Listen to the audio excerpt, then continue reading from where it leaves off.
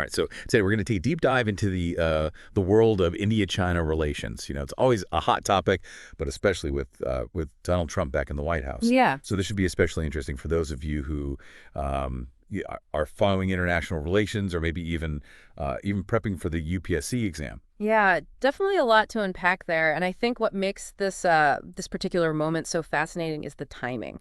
Right. We're seeing these global power dynamics play out against this backdrop of already heightened tensions, right? Yeah. And then you throw Trump's unpredictable nature into the mix, and it just adds a whole new layer of complexity. Exactly, and we're going to try to make sense of it all today. We've got this really insightful article from Al Jazeera that we're going to be diving into. So get ready to explore how all these global forces might collide, and Yeah. what the impact could be, especially for India.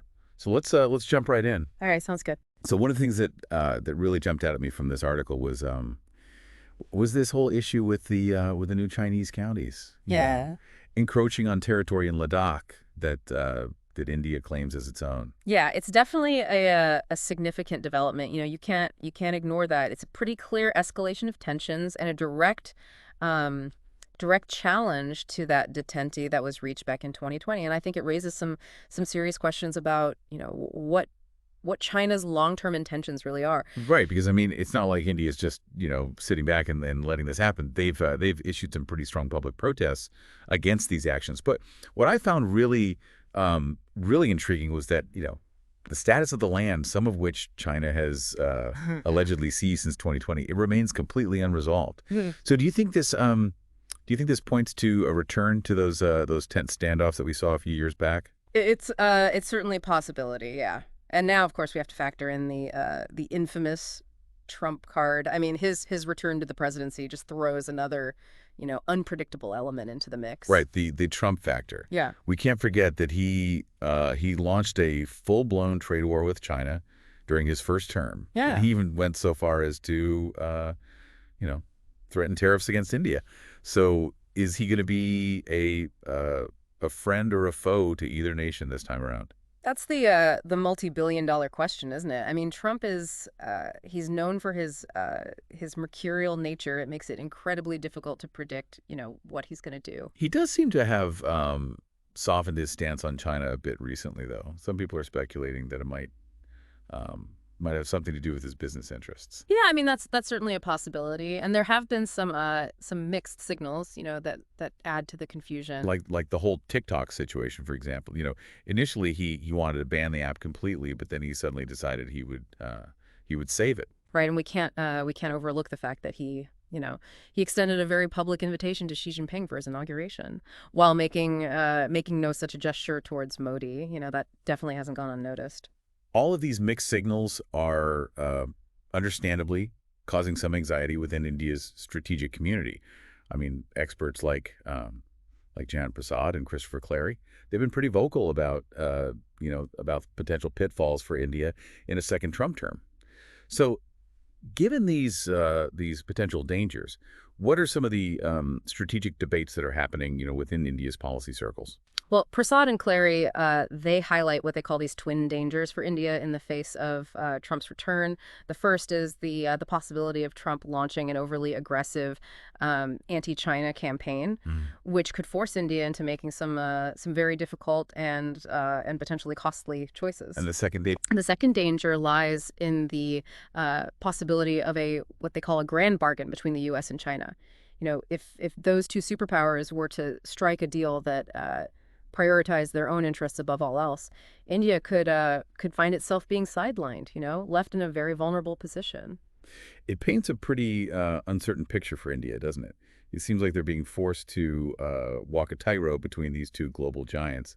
But practically speaking, what could India actually do to navigate this situation? Well, one strategy we're seeing is India proactively engaging with both the U.S. and China. They're clearly aiming to leverage both sides to their advantage, while doing everything they can to safeguard their own interests. That's a really interesting approach. Can you give us some specific examples of the moves they're making to achieve that? Sure. So on the one hand, India is hosting the Quad Summit in 2025, which is widely seen as a way to strengthen their alliances with the U.S., Japan, and Australia.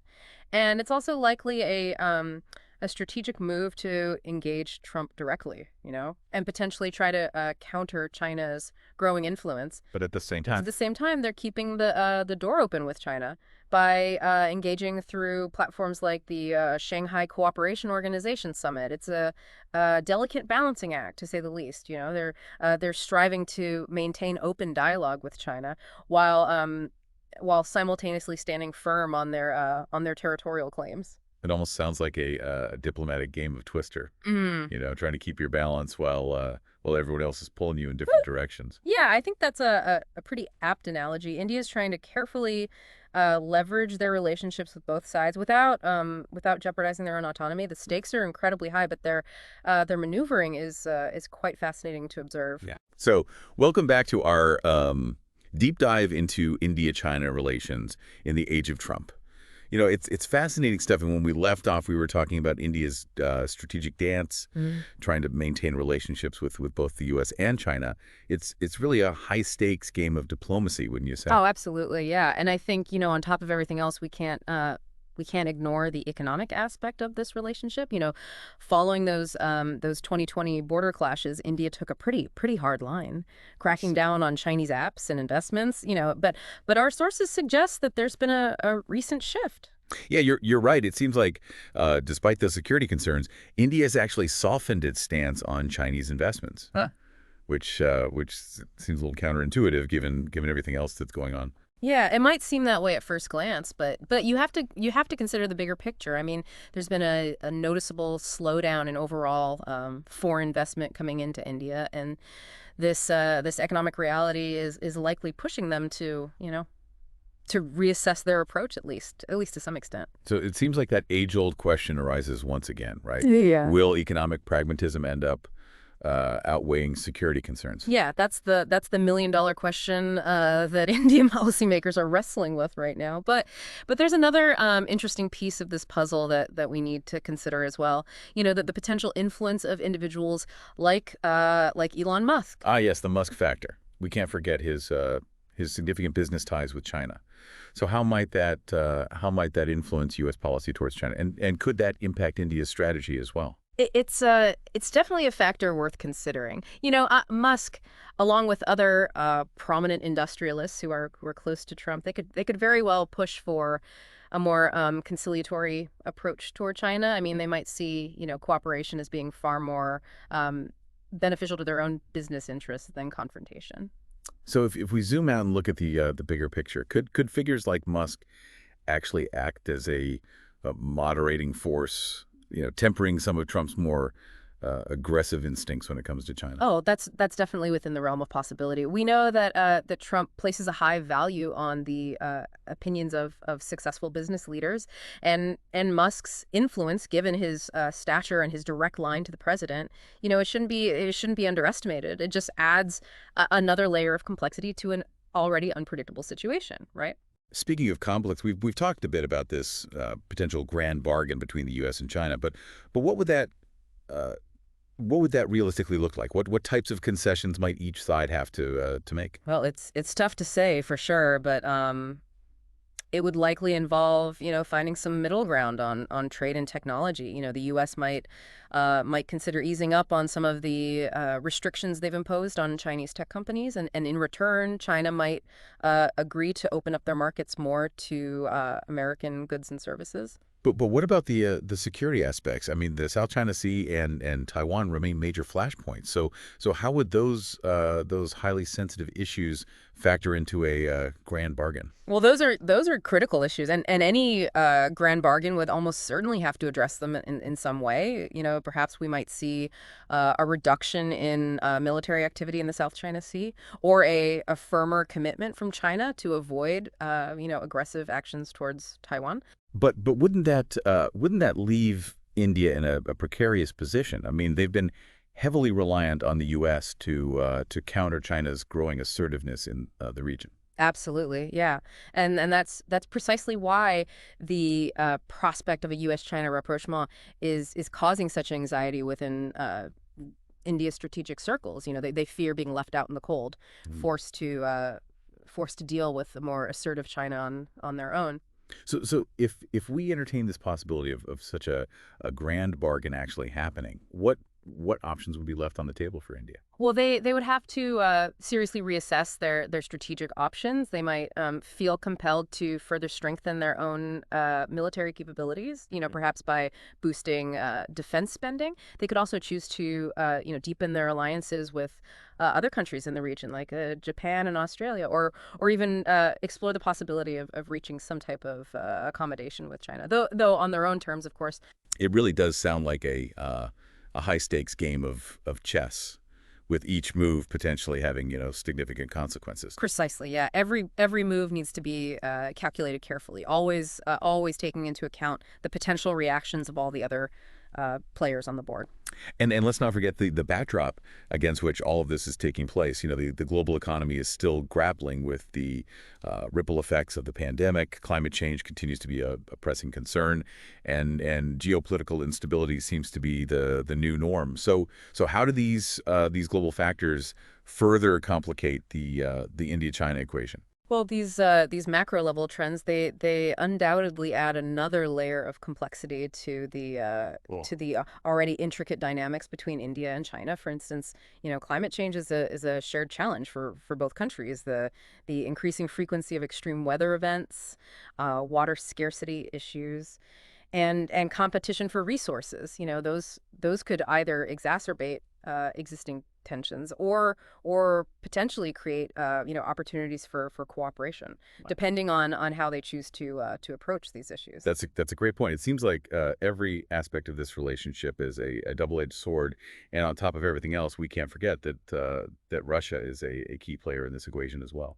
Right. Russia's role cannot be overstated. It's a long-standing strategic partner for India. They have deep historical ties, strong defense cooperation, and a shared interest in pushing back against Western dominance. But it's a complicated relationship, to say the least. Yeah, because on the flip side, Russia seems to be cozying up to China more and more, which puts India in a very difficult position. You've hit the nail on the head. India doesn't want to alienate Russia, but they also don't want to be seen as siding with a bloc that's increasingly at odds with the West, especially with the U.S. So how is India trying to manage this triangular relationship, especially in the context of everything else going on with China and the U.S.? Well, they're taking a very cautious approach, trying to have their cake and eat it too, so to speak. Yeah. They're working to maintain those strong ties with Russia while simultaneously deepening their engagement with the U.S. and its allies. At the same time, they're also trying to leverage their relationship with Russia to try and moderate China's behavior. It's a delicate balancing act, to say the least, almost like a high stakes diplomatic chess game. Exactly. Every move needs to be meticulously calculated. They need to consider the potential reactions of all the other players on the board and the long-term implications of their actions. There are no easy answers here. Okay, so we've talked about grand bargains, strategic maneuvering, and a whole lot of uncertainty. But before we wrap up this part of our deep dive, let's shift gears for a moment and talk about something a bit more unexpected. I'm intrigued. What do you have in mind? Well, let's talk about food, specifically the rising popularity of Indian cuisine in China. Did you know that there's been a surge in demand for Indian restaurants in major Chinese cities like Beijing and Shanghai? I have to admit, I wasn't aware of that trend. It's an interesting observation. I wonder if this culinary exchange could somehow contribute, even if in a small way, to a softening of relations between the two countries. Yeah, perhaps. Food has a unique way of bringing people together. Who knows? Maybe a shared love of biryani could help to bridge the diplomatic divide, even just a little bit. I'd certainly be open to that kind of diplomacy, especially if it involves biryani. Me too. But for now, we've got to get back to the serious stuff. We still have a lot more ground to cover in our deep dive into the intricacies of India-China relations. We'll be back soon with part 3, where we'll take a closer look at potential future scenarios and what they could mean for India, China, and the rest of the world. So stay tuned. All right, so welcome back to the deep dive. We've been exploring this, intricate and ever-evolving relationship between India and China, especially, in light of Trump's return to the global stage. It's a complex web, right, of geopolitical maneuvering and economic considerations, and looming uncertainties, wouldn't you say? Yeah, absolutely. We've delved into the border tensions, strategic partnerships, and the potential for both conflict and cooperation. But now let's turn our attention to the future. What are some potential scenarios that could unfold in this dynamic relationship, and what might those scenarios mean not just for India, but for the entire region, really? It feels like, we're standing at a crossroads Yeah. with multiple paths stretching out before Yeah. us, right? So where do you see things heading? What's your assessment of the most likely scenarios? Well, one possibility, and perhaps the most straightforward, is a continuation of the status quo. Tensions remain high along the border, punctuated by occasional flare-ups and military posturing from both sides.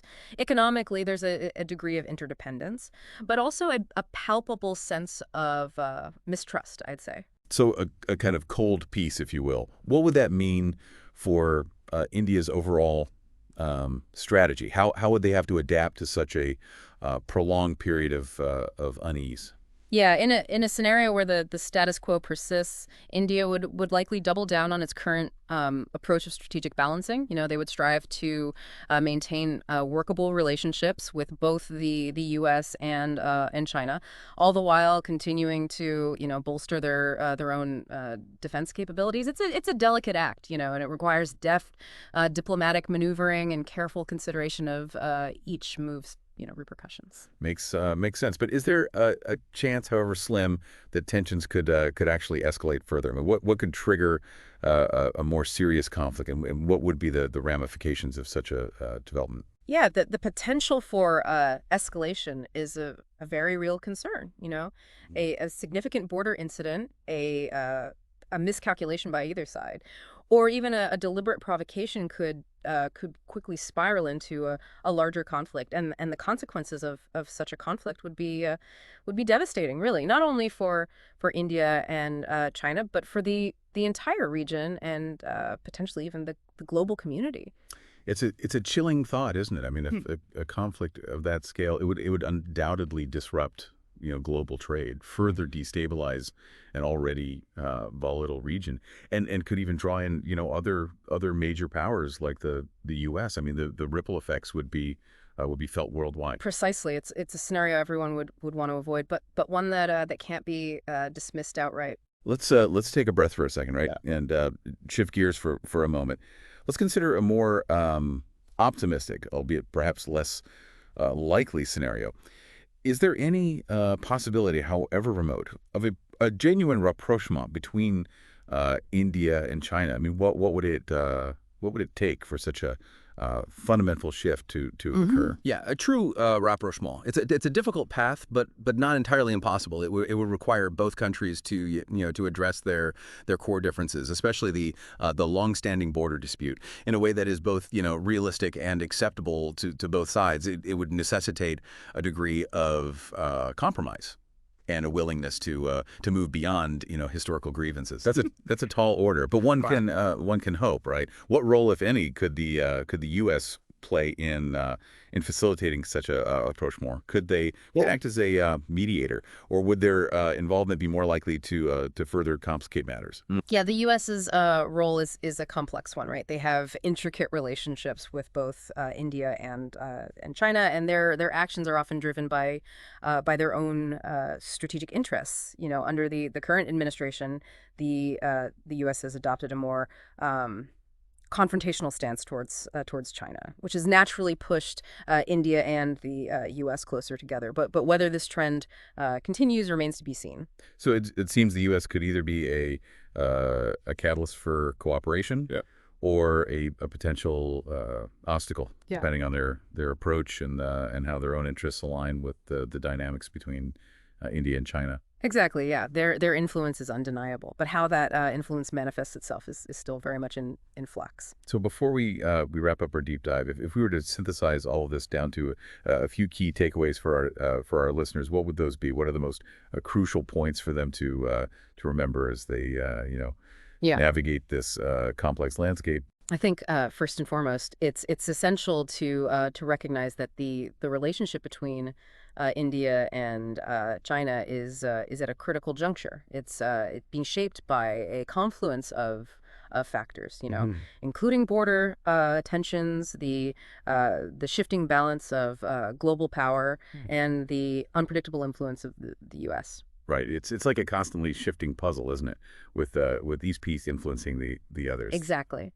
Secondly, I think it's crucial to understand that India faces a difficult set of choices. They must navigate this complex web of relationships and interests while simultaneously protecting their own national interests and avoiding becoming collateral damage in the broader rivalry between the U.S. and China. A delicate balancing act, indeed. And finally, and perhaps most importantly, the future of this relationship remains uncertain. Multiple scenarios could unfold, ranging from continued tensions to outright conflict to ideally a more cooperative and mutually beneficial partnership. Only time will tell which path will ultimately prevail. So much at stake and so many possibilities. It's truly a fascinating, albeit somewhat daunting landscape to consider, isn't it? What moves do you think India should prioritize to secure its interest in this ever evolving geopolitical reality? Share your thoughts in the comments below, and let's continue the conversation. Yeah, it's a conversation worth having for sure, and one that will undoubtedly continue to unfold in the months and years to come. And that brings us to the end of our deep dive into the world of India-China relations. We hope you found it insightful, thought-provoking, and maybe even a little bit entertaining. If you enjoyed this exploration of global affairs, be sure to like, subscribe, and share this episode with your fellow enthusiasts. We'll be back soon with another deep dive into a fascinating topic. Until then, keep exploring, stay curious, and as always, thanks for listening.